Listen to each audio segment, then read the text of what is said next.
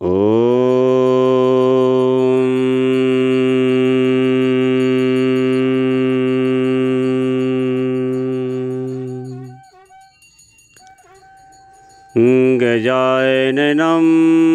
भूतगणादिसेवितं कपीथजम्बो फलचारुभक्षणम् उमासुतं शोकविनाशकारकं नमामि विघ्नेश्वरपादपङ्कजम्।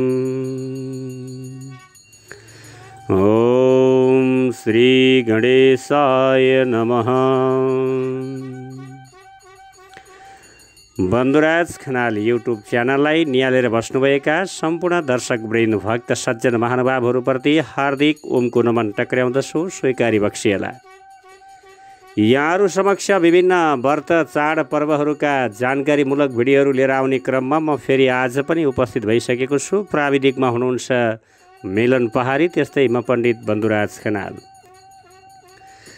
आजको दिन हामीहरूले विशेष श्रावण शुक्ल पूर्णिमाको विषयमा अर्थात् जनै पूर्णिमाको विषयमा जानकारीमूलक भिडियोहरू लिएर यहाँहरू समक्ष उपस्थित भएका छौँ। र आज विशेष 2077 साल श्री साके 1942 नेपाल सम्वत 1140 अन्तर्गतमा विशेष श्रावण महिनाको 19 गते सोमबारको दिन विशेष पूर्णिमाको दिन परेको छ। अत्यन्त राम्रो श्रावणको सोमबार शिवजी साम्ब सदा शिवजीको बार, विशेष साउनको सोमबार बोलबम तथा शिव पूजन, अत्यन्त श्रावण महिनाको शिवको पूजा आराधना सोमबारको व्रतको पनि अत्यन्त महत्त्व रहेको छ। यसबाट धर्म अर्थ काम मोक्ष पाइने, धर्म अर्थ काम र मोक्षको प्राप्ति हुने शास्त्रीय मान्यता। त्यस्तै कर्कट राशिको सूर्य भएको बेलामा श्रावण शुक्ल तृतीया र सोमबार परेमा त्रिवेणी योग पनि हुन्छ। यस्तो शिव पूजनमा रुद्री आदि गरेमा गौरी शङ्कर प्रसन्न हुनुहुन्छ भन्ने हाम्रो शास्त्रीय मान्यता पनि छ। आज यस्तै शुभम अत्यन्त पुण्य दिनमा पूर्णिमा पनि परेको छ र आजको श्रावण शुक्ल पूर्णिमाको विशेष यसलाई रक्षाबन्धन वा जनै पूर्णिमा भन्ने गरिन्छ। यस दिनमा विधिपूर्वक श्रावणी उपाकर्म स्नान गरेमा वर्षभरि अज्ञान वा विस्मृतिले गरिएका त्रुटिहरू पापकर्महरू नाश हुन्छन् भन्ने शास्त्रीय मान्यता छ। उपाकर्म स्नानपछि विधिपूर्वक बनाएको जनै शास्त्रीय विधिले संस्कार गरी अभिमन्त्रित गरी लगाउनु पर्दछ। यसमा जनै लगाउनको लागि पनि मन्त्रहरू बनाइएको छ, जुन नयाँ जनै फेर्ने बेलामा नयाँ जनै लगाउँदाखेरिमा यज्जो पवित्रम परम पवित्रम प्रजापतिर यत सहजम पुरुषतात आयुष्यम अग्र्यम प्रतिमुञ्च शुभ्रम यज्जो पवित्रम बलमस्तु तेजः भनेको छ। त्यस्तै पुरानो जनै त्याग्दाखेरिमा भन्ने मन्त्र चाहिँ यतावद् दिन पर्यन्तं ब्रह्मत्वं धारितं मया जीर्णत्वात्तोत परित्यागो गच्छ सूत्र यथा सुखम भनेर पुरानो जनै त्याग्न सकिन्छ। पुरानो जनै कहिले कहिले त्याग्ने त कसरी त्याग्ने भन्ने विषयमा कतिपय व्यक्तिहरूले जनै त्याग्दाखेरिमा तलबाट कम्मरबाट मुनि निकालेर खुट्टाबाट निकाल्ने चलन पनि देखिन्छ। त्यस्तो गर्न हुँदैन, त्यो अपराध हुन्छ। त्यो अपराध नगरिकन शिरबाट निकाल्नुपर्ने हुन्छ। त्यस्तै यो पुरानो जनै कहिले कहिले त्याग्ने भन्ने विषयमा चाहिँ सुतके मृतके चैव गते मास चतुष्टये नवयज्ञपवितानि धृत्वा जीर्णानि संत्यज्यत। अर्थात् के भनेको छ त भन्दा जनन तथा मरण, जन्म अथवा मरण दुवै असौचमा लगाएको 4 महिना पुगे पछाडि पनि हैन, जनै लगाइसके पछाडि 4 महिनासम्म भयो भने 4 महिना पुगे पछाडि पनि पुरानो जनै त्यागी नयाँ जनै लगाउनुपर्छ। नयाँ जनै फेरे पछाडि यथाशक्य गायत्री मन्त्र जाप गर्नु, त्यो पनि गर्नुपर्छ। त्यस्तै आजको दिन रक्षाबन्धन बाँध्ने, रक्षाबन्धन लगाउने पनि प्रचलन छ। आजको दिन रक्षाबन्धन लगाउँदाखेरिमा के भनिन्छ त भन्दा येन बद्धो बलि राजा दानवेन्द्रो महाबलः तेन त्वां प्रतिबध्नामि रक्षमे चलमाचल। यसरी रक्षाबन्धन लगाउने प्रचलन छ। आज म विशेष यहाँहरू समक्ष श्रावणी भन्नाले के बुझिन्छ र श्रावणीमा गर्ने कर्महरूका विषयमा म केही चर्चा गर्छु यहाँहरूलाई। श्रावणको पूर्णिमालाई श्रावणी भनिन्छ। विशेष शुक्ल यजुर्वेदीहरूद्वारा त्यो दिन गरिने कर्मको क्रम यस प्रकारका छन्। प्रातः स्नान, सन्ध्या, नित्य तर्पण, मातृका पूजन, प्रथम उपाकर्म गर्नेहरूले गर्नुपर्ने अभ्युदायिक श्राद्ध, नदी वा जलाशय प्राप्ति, तीर्थ प्रार्थना, उपाकर्म र उत्सर्गका निमित्त स्नान, गणेशस्नान, स्नानाङ्ग तर्पण, मध्याह्न सन्ध्या, उपस्थान, उपाकर्म र उत्सर्गका निमित्त तर्पण, गणपति पूजन, स्वस्ति वाचन, ऋषि पूजन, ब्रह्मयज्ञ, वेदपाठ, ऋषि श्राद्ध, यज्ञोपवीत संस्कार, यज्ञोपवीत धारण, त्यस्तै उपाकर्म, हवन, उभाकवि आदि मन्त्रको जप र रक्षा विधानको विषय बताइएको छ। श्रावणीमा गरिने कर्महरूको विषयमा पद्धतिहरूबाट विस्तृत रूपमा जान्न सकिन्छ। यहाँ उपाकर्म र उत्सर्गको विषयमा प्रकाश पार्नु नै मुख्य लक्ष्य रहेकोले मैले यहाँहरूलाई त्यस विषयमा बढी प्राथमिकता दिनेछु। श्रावणी पूर्णिमा लिँदाखेरिमा पूर्व विद्या लिनुपर्दछ भनिएको छ। वयोवृक्षहरूद्वारा लागि श्रावण शुक्ल पक्षमा श्रवण नक्षत्र, पञ्चमी र हस्ता नक्षत्र उपयुक्त मानिएका छन्। यजुर्वेदीहरूका लागि श्रावण पूर्णिमा खण्डित भएमा चाहिँ अघिल्लो दिनको पूर्णिमालाई ग्राह्य हुनेछ। त्यस्तै अपस्तम्भहरूका लागि श्रावण नक्षत्रले युक्त भएको पूर्णिमा मुख्य काल हुनेछ। त्यसको अभावमा भाद्र पूर्णिमा, बौद्धयानहरूका लागि श्रावणयुक्त पूर्णिमा पुण्यकाल हो। त्यसको अभावमा अषाढ पूर्णिमा अथवा काण्डवा शाखाका व्यक्तिहरूका लागि श्रवणयुक्त श्रावणी पूर्णिमा वा हस्तयुक्त श्रावणी पञ्चमी, सामवेदीहरूका लागि भाद्र शुक्ल पक्षका हस्ता नक्षत्र अथवा श्रावण शुक्लमा हस्ता नक्षत्र र अथर्ववेदीहरूका लागि भने श्रावण वा भाद्रको पूर्णिमा, उपाकर्म आदिका लागि उपयुक्त मानिएका छन्। यसरी विभिन्न शाखाहरूका लागि भिन्दै उपाकर्मको समयको व्यवस्था गरिए पनि आफ्नो समयमा विविध कारणवश उपाकर्म गर्न नसकेमा अरूको शाखाका लागि निर्धारित गरिएको उपाकर्म समयमा उपाकर्म सम्पन्न गर्नुपर्दछ। तर कर्मलोभ भने हुन दिन हुँदैन। सबै शाखाका मानिसहरूले निश्चित दिनमा श्रावणी कर्ममा विघ्न परेमा सङ्क्रान्ति रहित पञ्चमीमा गर्नुपर्दछ। कसैले पनि ग्रहण र सङ्क्रान्तिमा उपाकर्म गर्न चाहिँ हुँदैन। उपाकर्मको अर्थ वेदाध्ययन हो भन्ने कुरा पनि बुझ्नु। उत्सर्गको अर्थ के हुन्छ त भन्दा वेद अध्ययनको विश्रान्ति हो। जसरी उपाकर्मको विषयमा के भनिएको छ त भन्दा उपाकर्म वा उपाकरणको अर्थ हुन्छ वेद अध्ययन। एक वर्षभित्र केही समयको लागि वेद अध्ययनबाट विश्रान्ति लिनुलाई उत्सर्ग भनिन्छ। त्यस्तै आपस्तम्भ सूत्रमा के भनिएको छ त भन्दा उत्सर्गको स्थानमा समापन शब्दको प्रयोग गरिएको छ। अनेक सूत्रहरूमा कर्म उपाकर्महरूलाई अध्याय उपकर्म वा अध्याय उपाकरण भनिएको पाइन्छ। त्यस्तै आश्चलायन गृह सूत्रमा भनिएको छ कि जुन बेला धरतीमा वनस्पति पैदा हुन्छन् त्यो श्रावण मासको श्रावण चन्द्रको योग हुनेछ। त्यस्तै श्रावण पूर्णिमामा अथवा हस्ता नक्षत्रले युक्त भएको पञ्चमीमा उपाकर्म गर्नुपर्दछ। पारस्कर गृह सूत्रमा पनि औषधिहरूको प्रादुर्भावपछि श्रावणको पूर्णिमा वा पञ्चमीबाट हस्ता नक्षत्र भएमा उपाकर्म गर्नुपर्ने विषयमा बताएको छ। यस सम्बन्धी अनेक मत छन्। निर्णय सिन्धु र धर्म सिन्धुको भनाइअनुसार बब्रियचहरूले श्रावण शुक्ल पक्षमा श्रवण नक्षत्र भएको दिन त्यस्तै पञ्चमी र हस्ता नक्षत्रको योगमा उपाकर्म गर्नुपर्दछ। यजुर्वेदीहरूले चाहिँ श्रावण पूर्णिमामा उपाकर्म गर्नुपर्दछ। त्यस्तै आपस्तम्भहरूले श्रावण नक्षत्रयुक्त श्रावण पूर्णिमा वा भाद्र पूर्णिमामा उपाकर्म गर्नुपर्दछ भनिएको छ। बौद्धायनहरूले चाहिँ श्रावण नक्षत्रले युक्त श्रावण पूर्णिमा वा अषाढ पूर्णिमामा उपाकर्म गर्नुपर्दछ। काण्ड मध्याह्न काण्डव माध्यान्दी जुन माध्यान्दिनहरूले के भनेको छ त भन्दा श्रावणले युक्त भएको श्रावण पूर्णिमा वा हस्ताले युक्त भएको पञ्चमीमा उपाकर्म गर्नुपर्दछ। सामवेदीहरूले चाहिँ भाद्र शुक्ल पक्षको हस्ता नक्षत्रमा त्यो नपाइएमा श्रावणको हस्ता नक्षत्रमा उपाकर्म गर्नुपर्दछ। अथर्ववेदीहरूले श्रावण पूर्णिमा वा भाद्र पूर्णिमामा उपाकर्म गर्नुपर्दछ। उपाकर्मको लागि श्रावण पूर्णिमामा अत्यन्त उत्तम दिन मानिएको छ। उपाकर्म प्रातःकालमा ब्रह्मचारी गृहस्थ र वानप्रस्थीहरूद्वारा गरिन्छ। अध्यापकले शिष्यसहित जुन गुरुले शिष्यसहित भई आश्चलायन गृहसूत्रमा बताइए अनुसार आज्य भागसम्म हवन गरेपछि सावित्री, ब्रह्मा, श्रद्धा, मेधा, प्राज्ञ, धारणा, सदस्पति, अनुमति, छन्द एवं ऋषिहरूका निमित्त पनि आहुति दिनुपर्दछ।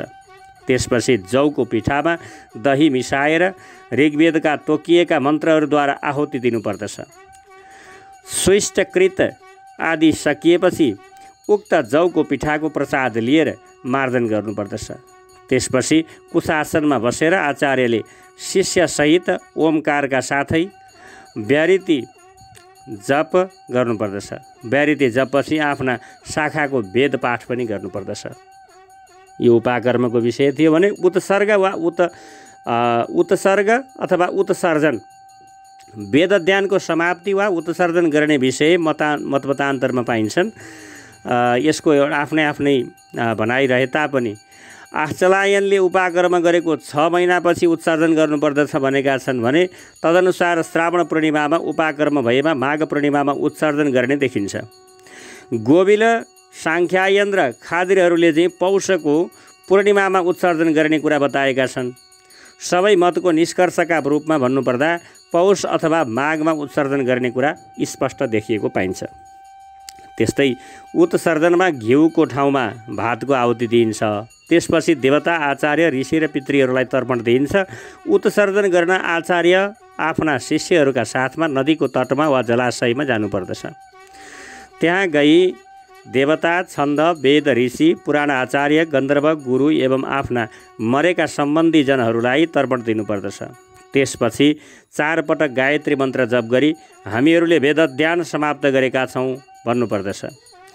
कालक्रमले 6 महिनासम्म अध्ययन त्यसबाट उपारत हुनु नराम्रो मान्न थालियो र मनु आदिले उत्सर्जन गरी रोकिएका मासहरूको शुक्ल पक्षमा वेद अध्ययन गर्ने र कृष्ण पक्षमा वेदाङ्गको अध्ययन गर्ने व्यवस्था पनि बनाएको पाइन्छ। स्मृत्य अर्थसारमा त्यसैको विषयमा बताइएको छ। के भनिएको छ त भन्दा उपाकर्मपछि 1 वर्षसम्म वेद अध्ययन गरी अर्को उपाकर्म गर्ने दिन पहिलो वेद अध्ययनलाई उत्सर्जन गरी उपाकर्म गर्नुपर्दछ। वर्तमान समयमा तदनुसार उपाकर्म र उत्सर्ग सँगसँगै गर्ने प्रचलन पनि देखिएको पाइन्छ। यसरी चाहिँ यो भनेको गुरुकुलमा पढ्ने, वेद अध्ययन गर्ने शिष्य र अध्यापकको लागि विशेष यसलाई प्राथमिकता दिएको पाइन्छ। र आजको दिन जनै पूर्णिमाको दिनमा विशेष वेदका मन्त्रहरूद्वारा अभिमन्त्रित गरिएर त्यसमा चाहिँ आज श्रावणको दिनमा श्रावणी विवेचनको विषयलाई के भनिएको छ त भन्दा श्रावणीलाई आत्मशोधनको पर्वको रूपमा पनि मानिन्छ। यसलाई उपाकर्म गर्ने दिन पनि मानिन्छ। अज्ञानबाट अनजानबाट जानेर नजानेर भएका त्रुटिहरू हटाउन, भविष्यमा विचारपूर्वक काम गर्ने उत्तम जीवन पद्धति अगाल्न 2 जोरो नदी तट वा जलाशयमा गई महासङ्कल्प पढ्दै गण स्नान गर्नुपर्दछ। त्यस्तै वैदिक विधि अनुसार स्नान, सूर्यको आराधना, प्राणायाम, ऋषि पूजन आदि कर्मद्वारा मानसिक र आध्यात्मिक शुद्धि सम्पादन गर्दछन्। यसैलाई लक्षित गरी अहिलेका परिशिष्टमा भनिएको के छ भन्दाखेरिमा सम्प्राप्ति श्रावण शान्ति पौर्णमास्यायां दिनोदये स्नानं कुर्वित मतिमान श्रुति स्मृति विधानतः भनेको छ। अर्थात् यसले के भन्यो त भन्दाखेरिमा श्रावणको अन्तमा पूर्णिमाका दिन सूर्योदयको समयमा बुद्धिमान मानिसले श्रुति र स्मृतिको विधानद्वारा स्नान गर्नुपर्दछ। कात्यायनी स्मृतिमा यस्तो विषयमा भनिएको छ। त्यस्तै प्रत्यब्दम यदुपाकर्म सौत सर्गम विधिवत 2 जहि क्रियते छन्दसाम तेन पुनराप्ययनम भवेत् भनेको छ। अर्थात् प्रति वर्ष द्विजहरूले जुन विधिपूर्वक उपाकर्म गर्दछन् त्यसबाट वेदहरूले पुनर्जीवन प्राप्त गर्दछन्। निर्णय सिन्धुमा उद्धृत प्रयोग पारिजातको वचनमा भनिएको छ कि उपकर्म उत्सर्जनञ्च वनस्थानाम अपविश्यते। त्यसले के भनेको छ भने उपकर्म ब्रह्मचारी एवं गृहस्थीले मात्र नगरी वानप्रस्थीले पनि गर्नुपर्दछ। यस्तै शास्त्रीय आधारमा अहिलेसम्म उपकर्मको परम्परा चल्दै आएको छ। श्रावणी कर्मका उपकर्म र उत्सर्ग बाहेक मुख्य 3 अंश मानिएका छन्। कुन कुन हुन् त भन्दाखेरिमा स्नान तर्पण, सूर्य स्थापन र ऋषि पूजन अथवा एवं यज्ञपवित धारणलाई यो 3 कर्मको आधारमा लिएको छ। 3 कर्मको आधार के हो त भन्दा शरीर, आत्मा र मनको शुद्धिका साथै विशेष सम्बन्ध यसमा रहेको पाइन्छ। श्रावणी स्नानमा साधारण स्नान होइन, गण स्नानमा अथवा स्नान हेमाद्री सङ्कल्पमा पर्ने गरिन्छ। यसमा कति बेला भन्दा गण स्नानमा चाहिँ यति बेला चाहिँ हेमाद्री सङ्कल्प पढ्दाखेरिमा त्यसबाट सुदीर्घ परम्पराका ज्ञान हुन्छ।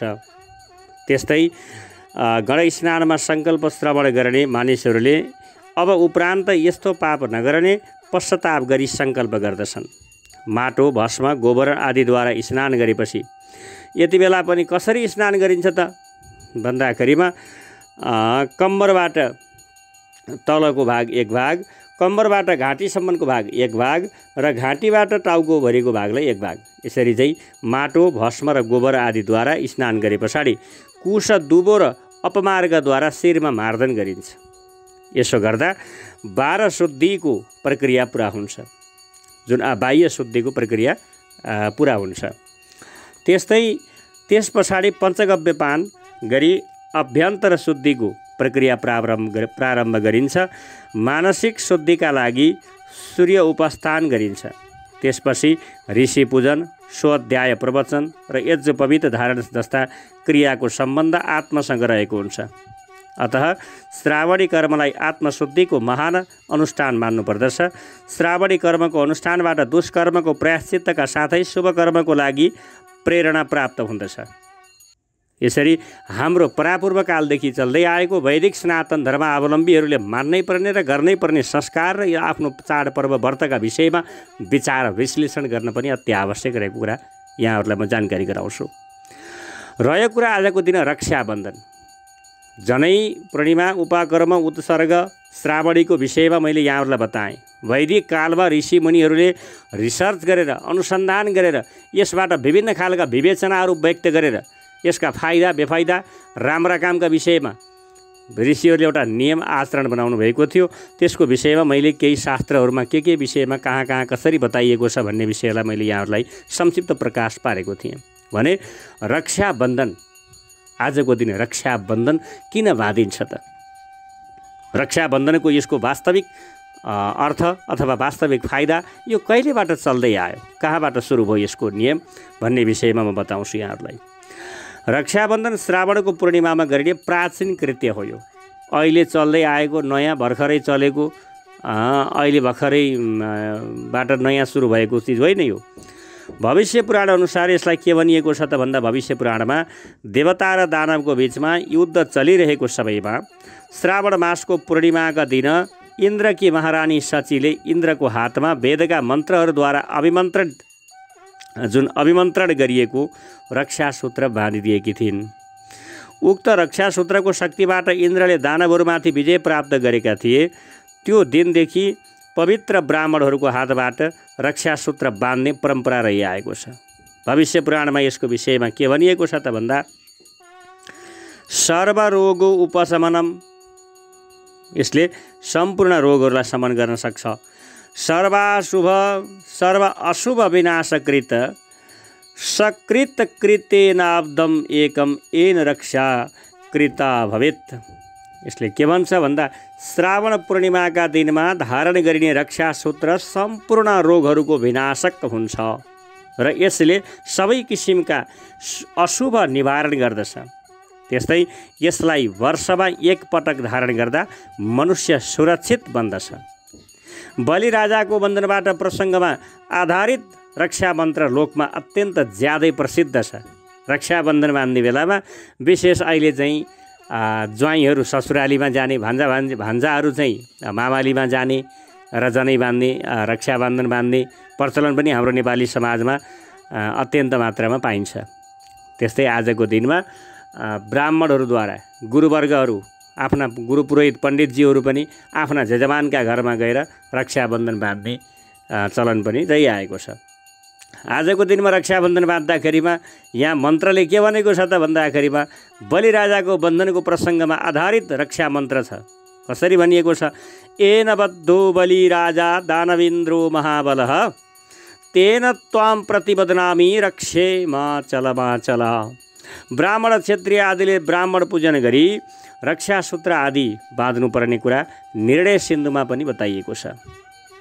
कसरी भनिएको छ त भन्दा ब्राह्मणैः क्षत्रियैर्वैश्यैः शूद्रैरन्यैश्च मानवैः कर्तव्यो रक्षिताचारो द्विजान सम्पूज्य शक्तितः। उपाकर्म आदि कृत्यहरूको सम्पादनको साथ ऋषि तर्पण गरे पछाडि अपराह्न समयमा अथ अक्षता, सरस्यौँ र सुवर्णले युक्त रक्षा पोटलीका तयार गर्नुपर्दछ, जसबाट रक्षा पूजनपछि ब्राह्मणहरूका हातबाट रक्षा सूत्र बाँध्नुपर्दछ भनेर यसरी चाहिँ शास्त्रले विवेचना गरेको छ। आजको दिनमा विशेष यहाँहरूले हात खाली राख्नै हुँदैन।